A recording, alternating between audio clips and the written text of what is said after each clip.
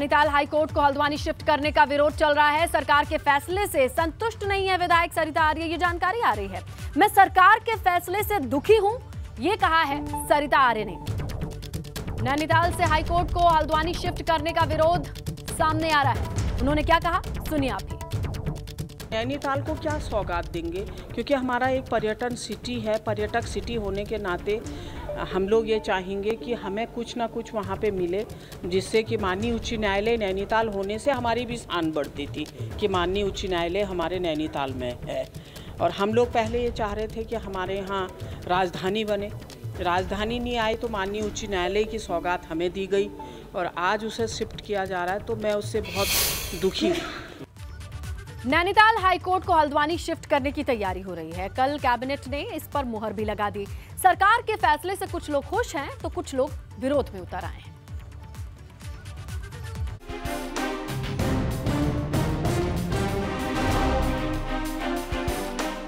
Nainital high court को Haldwani shift करने पर अभी एक दिन पहले ही कैबिनेट ने मुहर लगाई थी, मगर इस पर अभी विवाद शुरू होने लगा है। नैनीताल से भाजपा की विधायक सरिता आर्य ही सरकार के फैसले के विरोध में उतर आई है। सरिता आर्य का कहना है कि सरकार के फैसले से स्थानीय लोग और व्यापारी खुश नहीं हैं।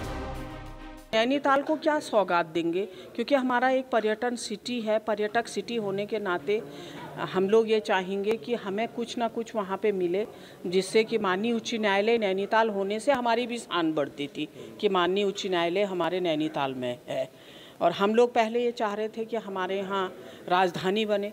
राजधानी नहीं आई तो माननीय उच्च न्यायालय की सौगात हमें दी गई और आज उसे शिफ्ट किया जा रहा है, तो मैं उससे बहुत दुखी हूँ। उधर हाईकोर्ट को शिफ्ट करने के फैसले पर नैनीताल बार एसोसिएशन की भी मिलीजुली प्रतिक्रिया है। बार एसोसिएशन के जितनी मेंबरान्स हैं उनके अंदर कुछ में रोष है कि हाईकोर्ट शिफ्ट नहीं होना चाहिए, कुछ का कहना है कि हाईकोर्ट शिफ्ट होना चाहिए। तो वहाँ पर अभी थोड़ा सा मतभेद चल रहा था, तो अभी इसमें इसकी तह में जाने की ज़रूरत है। उसके बाद फिर आगे जो देखा जाएगा, उसके बाद फिर ये बात हम अधिवक्ताओं के बीच में रखेंगे। अब अधिवक्ताओं की ओर से क्या प्रतिक्रिया आती है, ये देखने के बाद निर्णय लिया जाएगा। उधर जब से हाईकोर्ट को हल्द्वानी शिफ्ट करने को हरी झंडी मिली है, हल्द्वानी बार एसोसिएशन से जुड़े वकील खुश हैं। उनका कहना है कि ये फैसला आम जनता के हित में है। आसपास की जो जनता है वो ये चाहते हैं कि हल्द्वानी के यहाँ पर जो है हाईकोर्ट की स्थापना हो, तो सभी को जो है सुविधाजनक रहे, वादकारियों के लिए भी सुविधाजनक है और हाईकोर्ट के एक्सटेंशन के लिए भी उसको कैसे जो है वो बढ़ावा दिया जाए, उसकी स्थापना के लिए भी उचित स्थान जो है वो हल्द्वानी में उपलब्ध है। तो इन तमाम चीज़ों को ध्यान में रखते हुए हल्द्वानी के लिए जो सैद्धांतिक मंजूरी जो उत्तराखंड कैबिनेट ने दी है, ये सराहनीय है। हाईकोर्ट को नैनीताल से शिफ्ट करने के लिए हाईकोर्ट की तरफ से आम लोगों से भी सुझाव मांगे गए थे। कहा जा रहा है कि 70% लोगों की राय हाईकोर्ट शिफ्ट करने के पक्ष में थी। काफी समय से नैनीताल हाईकोर्ट को मैदानी क्षेत्र में शिफ्ट करने की मांग उठती रही है। हाईकोर्ट पहाड़ी क्षेत्र में होने की वजह से मैदानी क्षेत्र के लोगों को वहां जाने में काफी परेशानी होती है। टूरिस्ट प्लेस होने की वजह से इसे नैनीताल में भी काफी भीड़ रहती है। अब देखना होगा कि सरकार का ये फैसला पहाड़ के बाकी जिलों के लोगों को कितना पसंद आता है। एबीपी गंगा के लिए हल्द्वानी से अंकित और नैनीताल से कमल के साथ हल्द्वानी से विनोद की रिपोर्ट। चलिए इसी खबर की डिटेल के लिए रुक करते हैं हमारे सहयोगी अंकित चाका हल्द्वानी से, वो जुड़ गए हैं। हल्द्वानी में किस तरीके का माहौल है, लोग कितने खुश हैं इस खबर के आने के बाद अंकित कि वहां पर अब हाईकोर्ट को शिफ्ट करने की मुहर लग गई? स्नेहता, आपको बता दें कि जैसे ही हाईकोर्ट हल्द्वानी में शिफ्ट होने की चर्चा आई और जैसे ही उत्तराखंड सरकार ने मोहर लगाई तो हल्द्वानी वासियों में खुशी की लहर देखने को मिली।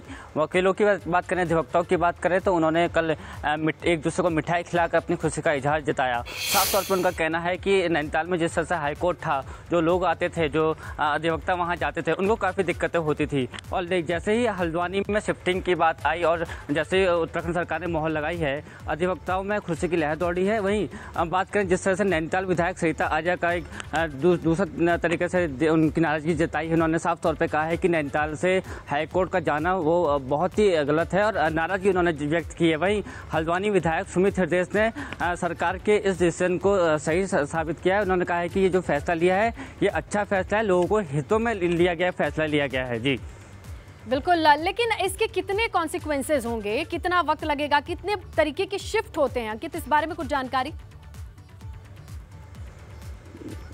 देखिए स्नेहलता, इस पूरे मामले में पूरी प्रक्रिया में काफ़ी लंबा समय लगता है, क्योंकि जो अभी जगह चिन्हित की गई है हल्द्वानी में गोलापार में जो जगह देखी गई है, वहाँ पर एक बार सर्वे टीम और जाएगी और देखेगी, और किस तरह से यहाँ पर, क्योंकि सिक्योरिटी के हिसाब से भी देखना पड़ता है, हाईकोर्ट के अगल बगल में कुछ और ऐसी जगह तो नहीं है जहाँ पर हाईकोर्ट को दिक्कतें आ सकती हैं, तो पूरे ये देखेंगे, पूरी इसकी एक रूपरेखा तैयार की जाएगी और उस आधार पर इस हाईकोर्ट की शिफ्टिंग का पूरा काम इसमें किया जाएगा। दूरगामी योजना है, लेकिन हाँ, इसके असर को आगे के तौर पर लोग भांप रहे हैं और इसको लेकर के हल्द्वानी के लोग कम से कम खुश दिखाई दे रहे हैं। शुक्रिया अंकित जानकारी के लिए। तो देखिए, हल्द्वानी शिफ्ट होने पे हाईकोर्ट के यूकेडी का बयान सामने आया है। हाईकोर्ट नैनीताल में होने से क्या नुकसान है, यूकेडी का ये सवाल है। हाईकोर्ट को शिफ्ट करना पहाड़ विरोधी मानसिकता का प्रतीक है, काशी सिंह ने कहा, यूकेडी के नेता। और ऐसे में सवाल पूछा है कि आखिर इससे क्या मिल जाएगा, नैनीताल में हाईकोर्ट हो या हल्द्वानी में, इससे क्या फर्क पड़ता है, और ये बदलाव की मानसिकता ठीक नहीं है पहाड़ पर। प्रदेश की कैबिनेट ने ये प्रस्ताव पारित किया है कि हाईकोर्ट जो अभी तक नैनीताल में से संचालित था उसको हल्द्वानी शिफ्ट किया जाएगा। हमारी समझ में ये नहीं आ रहा है ये कौन सी मानसिकता काम कर रही है पहाड़ के खिलाफ। ये वही मानसिकता है जो स्थायी राजधानी को, परमानेंट कैपिटल को गैरसैंण में जाने से रोकती रही है।